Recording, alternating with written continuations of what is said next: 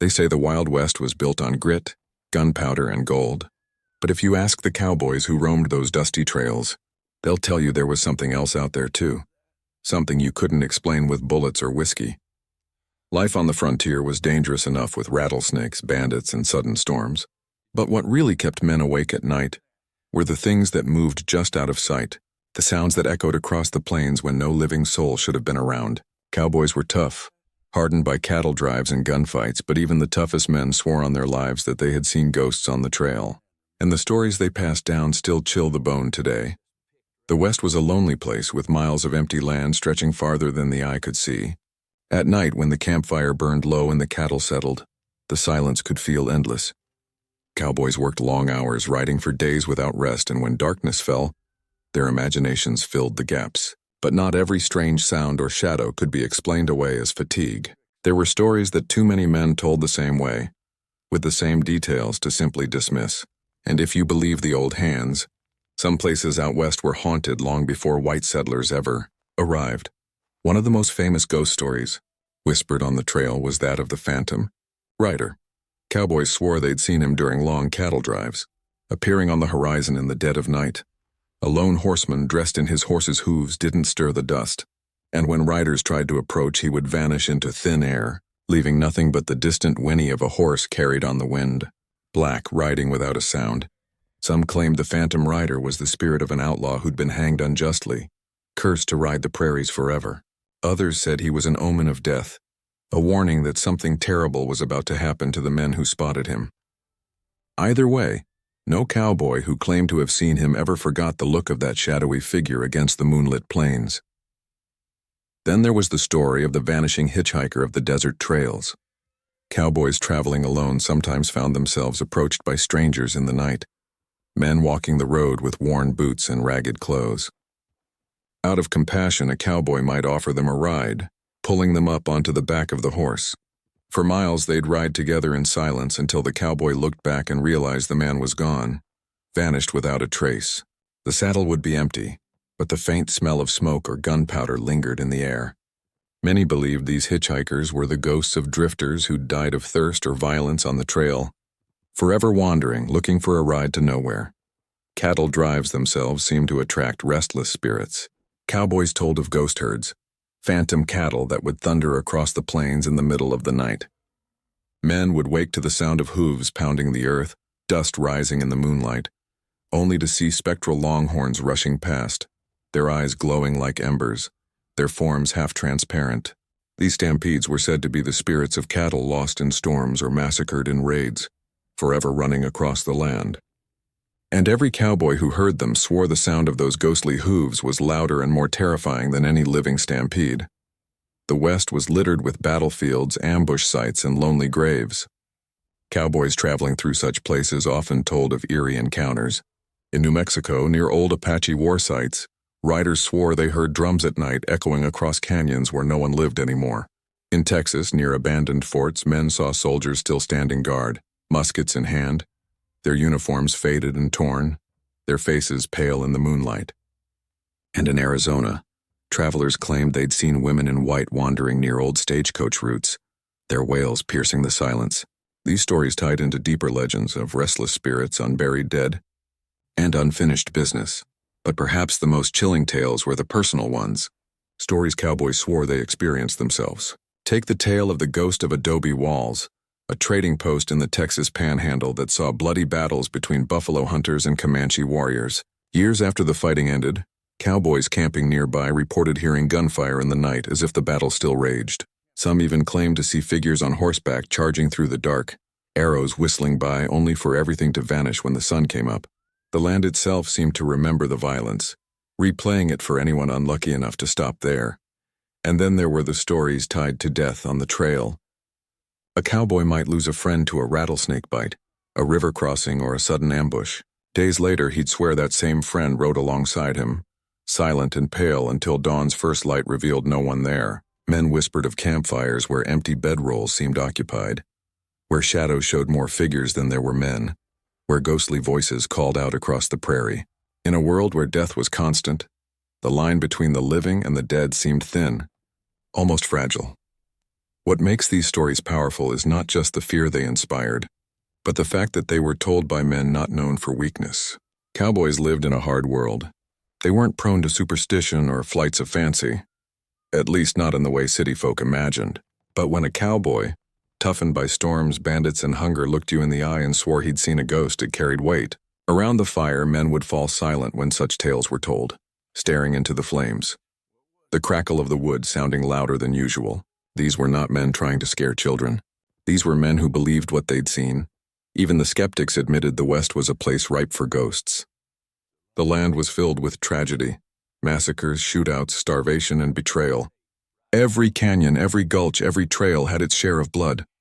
Graves were shallow, often unmarked, left to the mercy of the desert wind. If ever a land was haunted, it was the frontier. And so the cowboys, even as they laughed and sang songs to pass the time, carried an unspoken understanding that they were never truly alone on the range.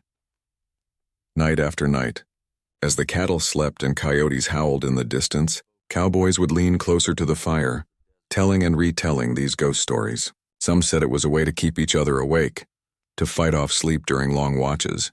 Others said it was a way of acknowledging what everyone secretly felt, that the West was not just untamed, but alive with spirits. Spirits of those who came before, who died too violently, who couldn't rest. Whether you believed in them or not, you couldn't ignore the chill in your bones when a story ended and the desert fell quiet again. There was one place cowboys particularly dreaded, even if they didn't like to admit it. A stretch of desert trail near El Paso was said to be haunted by the wagon of bones. Men swore that on moonless nights they'd hear the creak of wooden wheels and the clatter of bones long before they saw anything. Then, rolling slowly across the desert, would come a broken-down wagon pulled by skeletal mules, its bed piled high with human remains. The story went that bandits had once slaughtered settlers there, leaving their bodies behind to rot in the sun. With no one to bury them, the restless dead built their own wagon and wandered the land. Cowboys claimed that if you ever crossed paths with that wagon, you'd be dead before the next sunrise. Not all the stories were about apparitions tied to death. Some cowboys told of spirits that seemed more like protectors than threats, though they were just as terrifying to encounter. In the canyons of Utah, riders whispered about the spirit of the canyon, a figure in white that would appear on high ridges looking down at travelers. Sometimes it was a woman, sometimes a man, but always silent, always still. When men tried to approach, the figure would vanish like smoke. Strangely, those who saw the spirit often avoided accidents or ambushes soon after, as if the figure had been warning them. Cowboys couldn't decide if it was an angel, a ghost, or something else, but they agreed on one thing.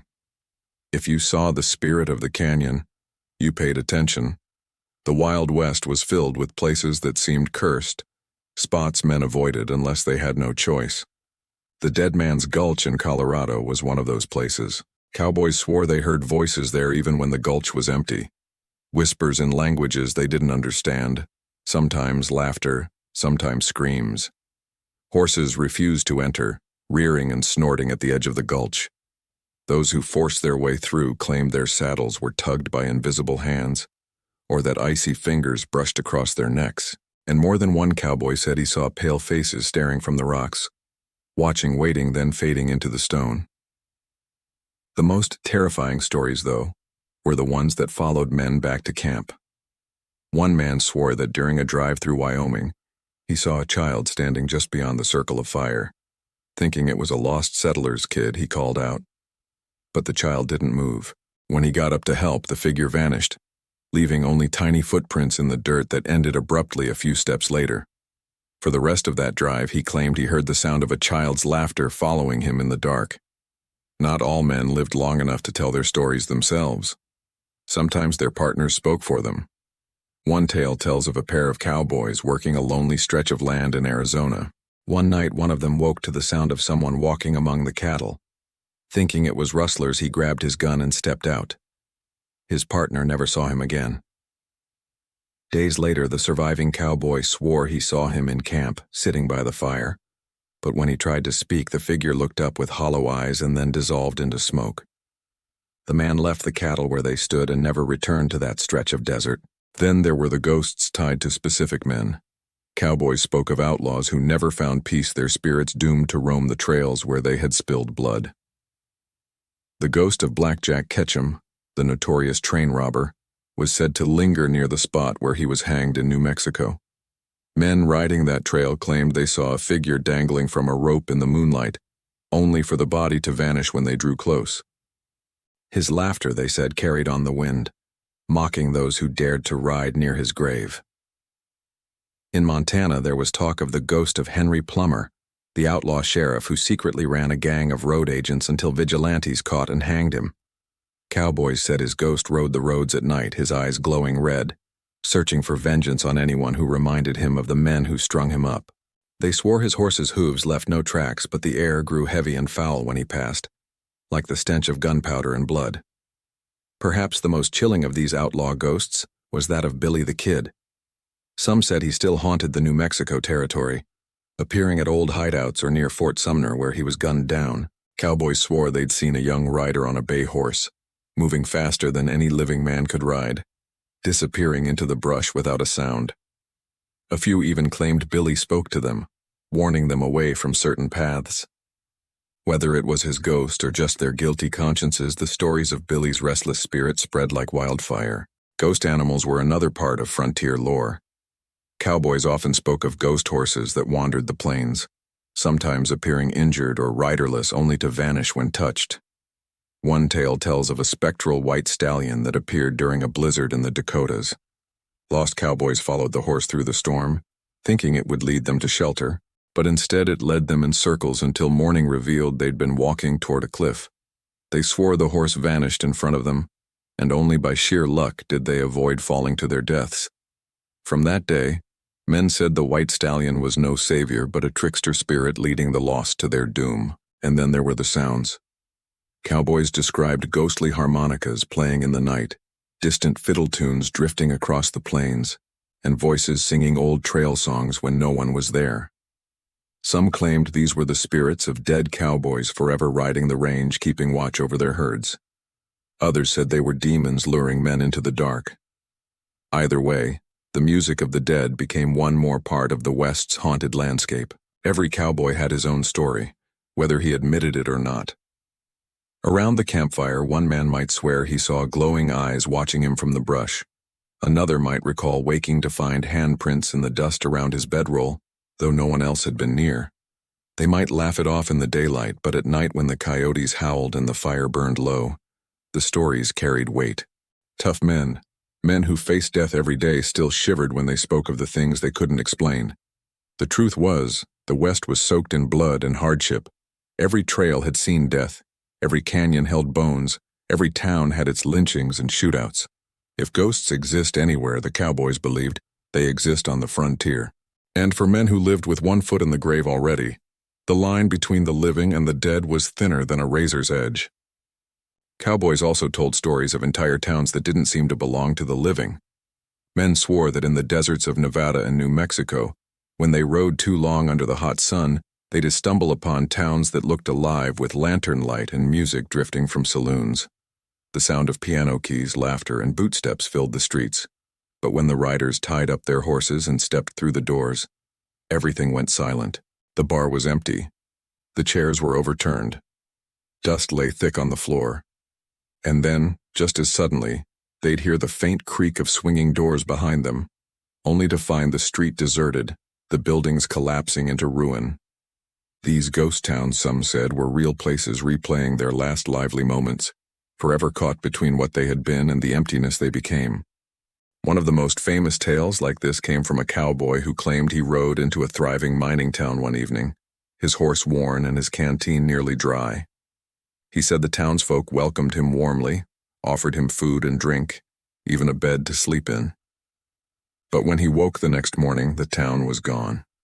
He lay on the ground where the saloon had stood, the wind howling through sagebrush and broken wood. His horse was tied to nothing but air, and the townsfolk had vanished as if they had never existed. For the rest of his life he swore he had eaten food and drank whiskey in a town of the dead. Cowboys often encountered ghost lights, two strange floating orbs that danced across the plains. In Texas they were called spook lights, glowing balls of fire that flickered in the distance, and sometimes followed riders for miles. Some said they were the spirits of lost souls searching for their way home. Others claimed they were the eyes of demons or the lanterns of dead miners leading travelers astray. Cowboys who tried to chase the lights never caught them, and those who followed them too far into the dark sometimes never returned at all. The legend of the skeleton rider also haunted many trails. Cowboys spoke of a figure that appeared on moonlit nights, a man on horseback whose flesh had rotted away, leaving only bone beneath a tattered duster coat. His eyes glowed with an unholy fire, and his bony hands gripped a revolver that never missed its mark. Some believed he was the ghost of a bounty hunter who killed too many men, cursed to ride forever, hunting anyone who crossed his path. Others thought he was death itself, showing up as a grim reminder of how close cowboys always lived to the grave. Men swore that if you saw him riding toward you, someone in your camp would be dead before sunrise. There were darker stories still, ones that made even seasoned drovers shift uncomfortably around the campfire. In the Badlands of Dakota, a legend spread about a place called Devil's Gulch. Cowboys said that at night they could hear children crying in the gulch, their wails echoing like wind through the rocks. Some men claimed they followed the sound, thinking settlers might be in trouble, only to find nothing but animal bones scattered in the dirt. Others said they saw figures, small, pale, childlike shapes crawling out of the shadows, their eyes black as coal. The men who told these stories didn't tell them with laughter. They told them with quiet voices, as if speaking too loud might bring those things closer. Ghost stories also clung to certain rivers. Along the Rio Grande, cowboys whispered of La Llorona, the weeping woman. She was said to be the ghost of a mother who drowned her children in a fit of despair and was doomed to wander the riverbanks forever. Cowboys camped by the river at night often reported hearing her cries, long and mournful, drifting across the water. Some swore they saw her a woman in white, her face hidden by her hair, moving silently through the mist. Those foolish enough to follow her usually didn't come back. The river had a way of claiming them as if she pulled them under herself. And then there were tales of haunted trails, paths that seemed to repeat themselves no matter how far you rode. Cowboys told of riding all night, only to find themselves back at the same twisted tree or the same rocky outcrop. They said the land bent itself in circles, trapping men until they either dropped dead of exhaustion or vanished into thin air. Some believed these were tricks of the desert, mirages that played with the mind. But others insisted it was the land itself, cursed by those who had been buried without rest. The stories weren't just meant to scare, they were warnings. Cowboys believed the dead had ways of letting the living know when they'd crossed into dangerous territory. A cold wind on a still night, the sound of hoofbeats with no rider, the flicker of a shadow that did not belong. These were signs that something wasn't right. Many cowboys swore by these omens, turning back when they felt the presence of something unseen. Those who ignored the signs often didn't make it home. Perhaps the most unsettling thing about these ghost stories was how often they blurred the line between dream and waking life. Cowboys rode for weeks with little sleep, eating poorly, baking under the sun, freezing under the stars. Fatigue played tricks on their minds, but what frightened them most was how many men saw the same things. Entire camps would wake to the same noises, or multiple riders would describe the same figure.